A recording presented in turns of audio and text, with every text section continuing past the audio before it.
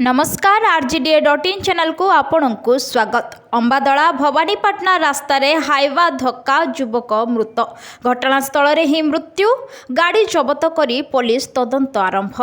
अंबादला बजार उपरे हाइवा धक्का जड़े युवक मृत्यु होइथिबा बेले गाड़ी जबत करी पुलिस तदंत आरंभ करिछि। अंबादला थाना अंतर्गत अंबादला भवानीपाटना राजरास्तार एही दुर्घटना घटिछि। एक हाइवा गाड़ी जड़े व्यक्ति को धक्का देइथिबारु सेठारे ही तांकर मृत्यु घटिछि। मृतकंक परिचय नुआपड़ा थाना अंतर्गत रतिपाली गाँवर जगदीश माझी बोली जଣା पड़िछि। से कौनसी काम रे अंबादला को आसीथिबा बेले एही अभाग्यजनक घटना घटिथिबा सूचना मिली।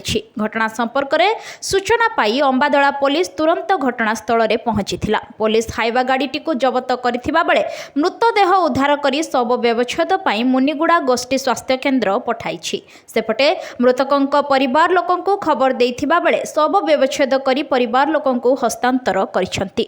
पुलिस घटना को नहीं अधिक तदंत आरंभ करथिबा बेले स्थानीय लोकमाने ही ए घटना को नहीं गभीर शोक प्रकाश करिसंती।